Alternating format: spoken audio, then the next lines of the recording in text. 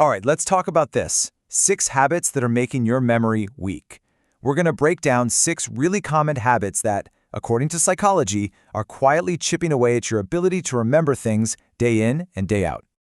You know that feeling, right? You walk into a room, you had a mission, a clear purpose, and then poof, nothing. Your mind just goes completely blank. It's so frustrating, and let's be honest, it can be a little worrying too. But here's the thing. What if I told you this isn't just, an inevitable part of getting older? The latest research is pretty clear. Our memory often fades quietly. It's not because of some big event, but because of these tiny little habits we do every single day. And they are literally rewiring our brains, and not for the better. And here's the surprising part, or maybe not so surprising. A lot of these damaging habits, they start with the very devices we feel like we can't live without. So, let's dive into our first section, the true cost of all this digital distraction. Okay, first up is a huge one, and I think this is going to hit home for a lot of us. It's this nonstop diet of short-form content. Does that sound familiar? I'm talking about the endless scrolling, the rapid-fire switching between apps, that constant jump from one notification to the next. So there's a name for this. Psychologists call it attention fragmentation. And listen, this isn't about having a lack of willpower. It's actually a form of conditioning. You are literally training your brain to expect a brand new hit of information every few seconds. You're rewiring it to crave constant, nonstop stimulation. And the consequences? They're pretty serious. For one, your working memory, think of it like your brain's mental scratch pad for whatever you're doing right now, it just gets weaker. Then, your brain starts to lose that crucial ability for what's called deep processing. And that's where the magic happens. That's where real learning and memory formation actually take place. Over time, your mind just gets uncomfortable with silence. It gets uncomfortable with the effort needed for real deep thinking. And that leads us right into our second habit, which I like to call the smartphone brain. It's pretty simple. It's our growing, and I mean growing, over-reliance on our devices to do all the remembering for us. Yeah, there's a formal term for this too. It's called cognitive offloading, and it's exactly what it sounds like. You're basically outsourcing your memory. Think about it. When your brain knows that a phone number, or a birthday, or directions to a new place are all safely stored on your phone, it kind of just shrugs. It subconsciously decides, hey, I don't need to put in the effort to remember this myself. So here's the really crucial point. Over time, your brain just gets out of practice. It's like a muscle, right? If you stop using it for storing and retrieving knowledge, that ability starts to atrophy. It weakens. Your natural built-in capacity to form and recall memories, it literally starts to wither away. All of this really points to a fundamental truth about our minds. They are absolutely wired for comfort. They love the easy path. So for this next section, let's look at the habits that pop up when we let our brains stay in that cozy little comfort zone.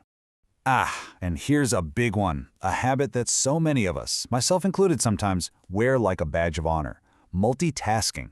We really believe we're being super efficient, getting so much done. But neuroscience tells, a very different story. Here's the reality check. Our brains can't actually focus on two complex things at the exact same time. It's just not how they're built.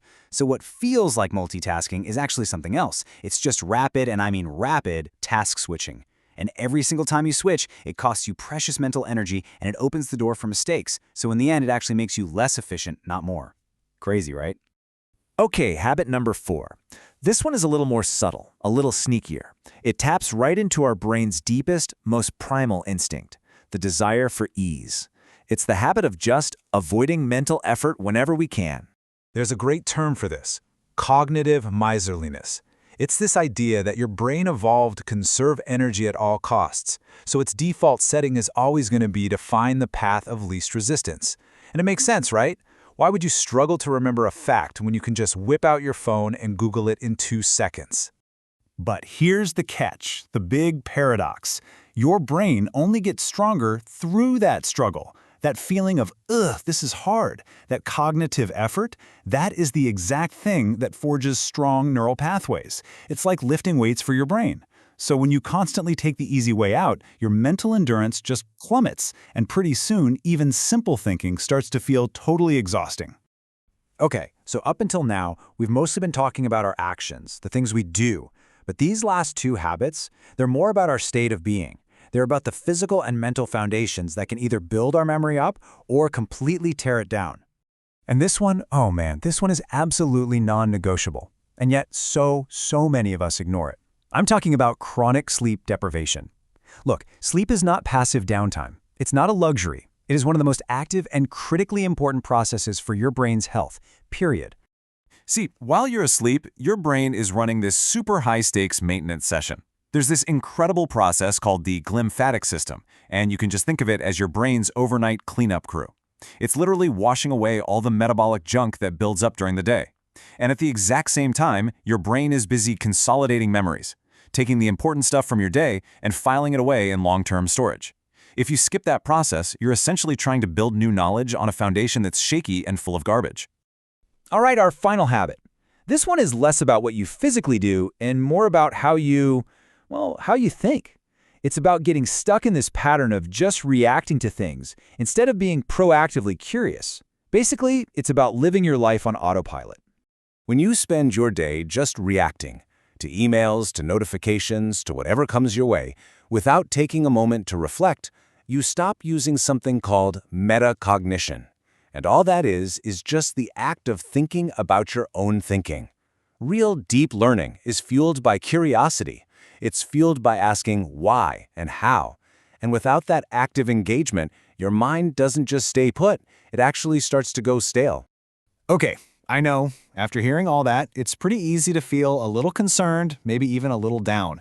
But listen, here is the single most important takeaway from this whole thing. None of this is permanent. You absolutely have the power to change it.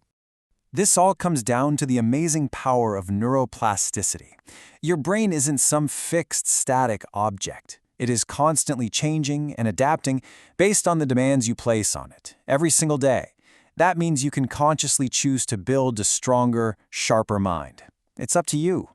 And the good news is the path to rewiring your brain can start really simply. Here are two things. First, choose one difficult skill you want to learn.